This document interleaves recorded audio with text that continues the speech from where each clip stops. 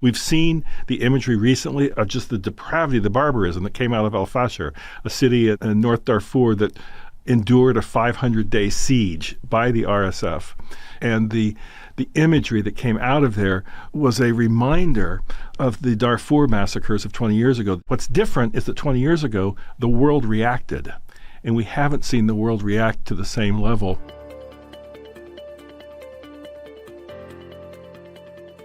Hi, I'm Mike O'Hanlon in the Foreign Policy Program at Brookings, and with Vonda Feldbad-Brown, I co-direct the Africa Security Initiative, and therefore thrilled today to be talking with my good friend and colleague Jeff Feltman here on The Current, part of the Brookings Podcast Network, about the crisis in Sudan. The topic is certainly sobering, but Jeff is a wonderful colleague who has a lot of experience in this and other areas of diplomacy and conflict resolution. He was President Biden's envoy for the Horn of Africa for part of the last presidential term. He also spent 6 years as the Undersecretary General at the United Nations for political affairs and had been a U.S. diplomat for 30 years before that. So, Jeff, just an honor to be here with you today. Thanks, Mike. I'm glad to be here and glad to talk about this particular topic. Yeah, so this is one of the world's probably top 3 to 5 worst humanitarian crises. Worst. It is the worst. It's the worst. Can you explain what made it the worst in recent times? But I know you and I also wanted to give a little historical context, maybe to set up, because this is a part of the world and a country where we saw the Janjaweed militias back 20 years ago doing terrible things. There's been on and off civil violence ever since. Several UN peacekeeping missions have been in one part of the Sudan or another for many years. So maybe what caused the current crisis and made it so bad, but also what's a quick sketch of the history? Yeah, thanks, Mike. Let's jump back to 2019 rather than going all the way back to Sudan's history. You may remember there were very large protests against the 30-year dictatorship of Omar Bashir. People from all walks of life, all parts of Sudan, crossing racial, ethnic, regional, economic barriers, coming together to demand the overthrow of Omar Bashir. And at the time, the two military organizations, the Sudanese Armed Forces, the SAF, and the paramilitary rapid support forces that came out of that Janjaweed militia you mentioned, they worked together and deposed Omar Bashir in response to the protests on the ground. That started in 2019 a very tentative, fragile civilian-military transition, with the civilians and the military not seeing eye to eye, but the SAF, the Sudanese Armed Forces, and the RSF staying together, the paramilitary and the Sudanese Armed Forces, up until October 2021, when the SAF and the RSF worked together to have a coup, overthrow the civilian part of the regime. So then you had the RSF and the SAF having overthrown the civilians. They started to go after each other until finally there was open warfare between the two organizations starting in April 2023. That has led to the all of Sudan war that you see right now that has created the largest humanitarian catastrophe. It's over 21 million people in severe acute food security, including 2 areas of famine, half the country needing some kind of humanitarian assistance, 12 million or so displaced. It's the largest in the world. We've seen the imagery recently of just the depravity, the barbarism that came out of al-Fashir, a city in North Darfur that endured a 500-day siege by the RSF. It fell to the RSF on October 26th, and the imagery that came out of there was a reminder of the Darfur massacres of 20 years ago. And it's the same group. The RSF is made up of the Janjaweed type militia and the same victims that took place 20 years ago. What's different is that 20 years ago, the world reacted, and we haven't seen the world react to the same level. Although on the margins of Crown Prince Mohammed bin Salman, the Saudi Crown Prince's visit to Washington, his meetings with President Trump issued a very strong statement about Sudan, which suggests to me that the Saudis put Sudan on the agenda for their meeting with the president. Before we get to what these outside powers might be able to do to pressure the belligerents, a couple more words just to understand the war, if we could. First of all, to what extent is this largely either a racial or ethnic war versus competing personalities who both want power? Both and all. Yeah.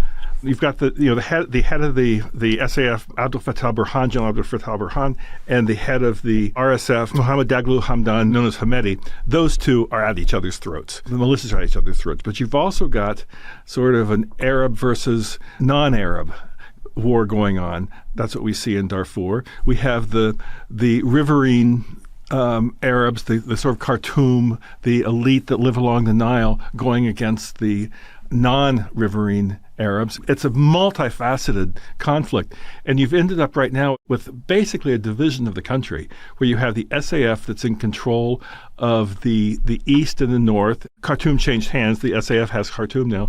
And you have the RSF that's more or less in control, if you can call RSF sort of the way that they rule, in western and southern Sudan. So you have a division of the country between two opposing forces, but there's lots and lots of layers of conflict, and it's more than just a two-sided civil war because you have other militias that are playing a role as well.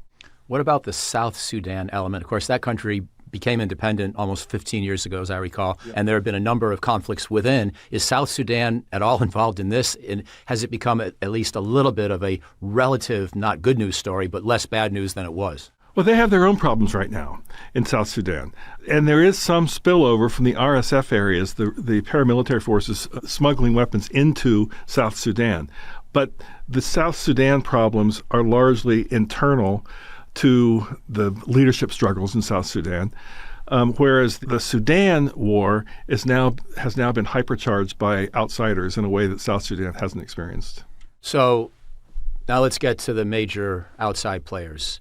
There are a number of Middle Eastern countries that support essentially the residual military, the Sudanese armed forces, if you will. And then there's maybe one major player that's supporting the RSF. Is that correct, the UAE? That's correct. The UAE will deny that it's arming and financing the RSF, but I think that most evidence suggests that they are in big time with the RSF.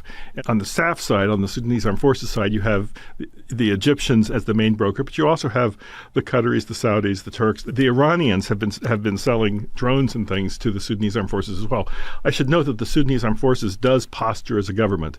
They hold the seat at the United Nations. I think it's preposterous given the war atrocities from the Sudanese Armed Forces too. You may not be able to see blood from the satellites like you can with the RSF atrocities, but both sides have been committing war crimes.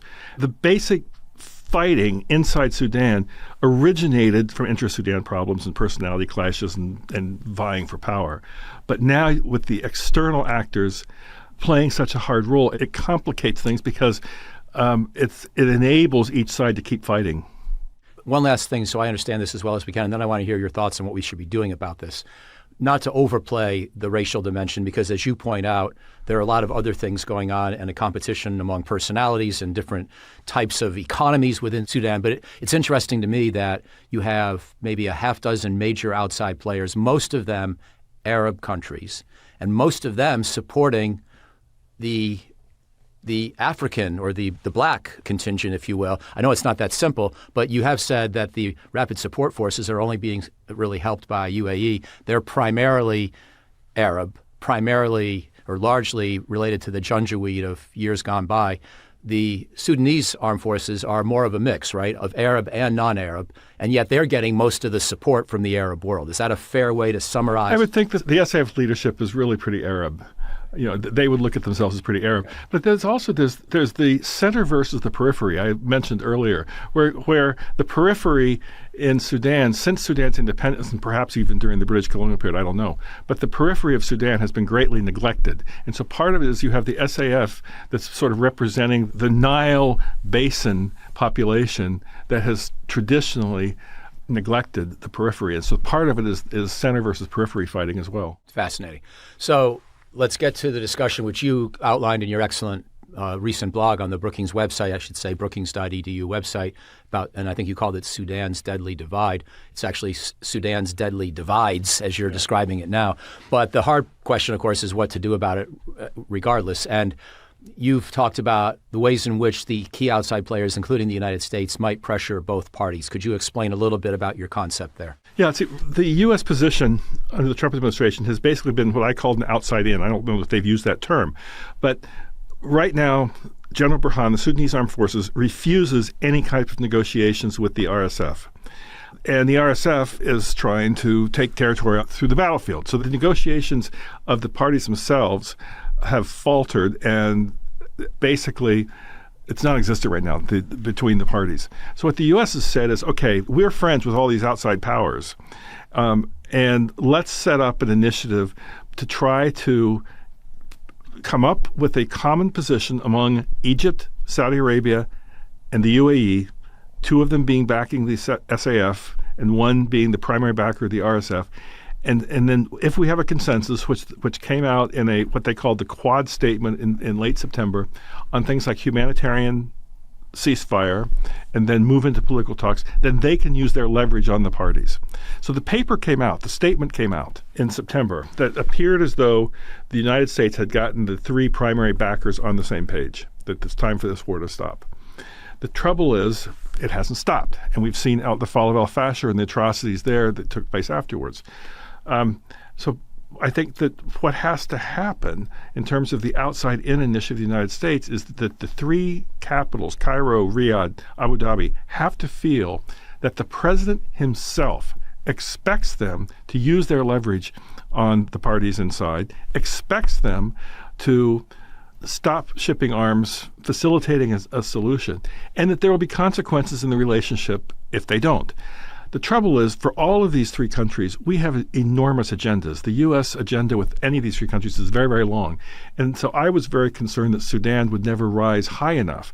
Masad Boulos, Special Presidential Envoy for Africa, has been trying to get momentum behind this initiative. But you really need Mohammed bin Zayed, Mohammed bin Salman, Sisi to understand it's the president who's behind this. Can I follow up, though, with one thought, which is I can see how you could impose essentially a ceasefire in place if with enough leverage, enough outside pressure. It's hard for me, and you have a lot more experience in dealing with these things in real life than I do, certainly. It's hard for me to imagine these two leaders being induced into a political dialogue where they would somehow form a government they could both live with or share power themselves. And we're also quite unlikely in this day and age, I think it's fair to say, to impose a peace with any kind of an outside peace imposition or peace enforcement mechanism. Sudan already has several peacekeeping missions, quote unquote, but the world is, not in the mood to go in and forcibly disarm militias. So what's the realistic political path forward? I'll even add another complication to what you said, Mike, because you're right to point all this out. The other complication is that the Sudanese people, to the extent that you can get pity of the Sudanese people, very diverse population, they do agree on one thing, which is that there should be no political future for either the RSF or the SAF in governing institutions going forward. Now, how do you accomplish that? Who has credibility? The credibility belongs to these heroic emergency relief rooms that are a grassroots network that have been doing soup kitchens, essential services to beleaguered population across Sudan since this war broke out. But they're decentralized. So how do you translate this very strong credibility that the ERRs have into political power once you get to political negotiations? It's very complicated. We've seen this before where you have popular movements that lead to significant change, including in Sudan 2019, that then the power dissipates when you try to come up with a negotiating process. So I think it's not only how do you get these two generals to deal with each other and then leave the scene. How do you build a credible civilian leadership out of this diverse emergency relief room network that works so heroically? So I think it's really tough. But I was encouraged on the margins of the Mohammed bin Salman visit that President Trump himself issued a very strong statement about it's time for this war to stop, which suggests that the U.S. will work on trying to implement the Quad initiative that on paper looks pretty good, but for reasons you point out, is really hard to implement in practice. So my very last question, we'll wrap. It looks to me, based on what you just described about the political and military environment, that what you really need is something like what's being proposed now for Gaza, where you have an international force keep some kind of a peace that you induce the parties to accept, and then you build up institutions over a period of time when, in effect, Sudan becomes a trusteeship. Maybe that's not a formal word that you would use, but it looks to me like this problem is at least as hard as Gaza in the sense that you've had even more internecine violence within the territory itself. You don't have natural political leadership. You're going to have to sort of grow that. And if you really try to solve this on the cheap and fly, you're more likely just to have a temporary ceasefire as opposed to a path towards peace. Is that fair? I mean, that's fair. And right now, Sudan is heading toward being like Somalia.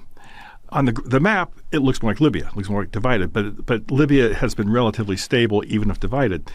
And it's worth remembering that even though we look back on the UN peacekeeping efforts in Darfur with mixed record, in fact, it did stop the killing. It did stop the killing 20 years ago. And so I think we do need some kind of force that has the power to enforce a peace that's derived off the battlefield. Thank you very much. You can read more if you're interested or listen more at brookings.edu. I know Jeff's going to stay involved on this issue, and I want to thank you very much for the chance to have the conversation today. Yeah, thanks, Mike.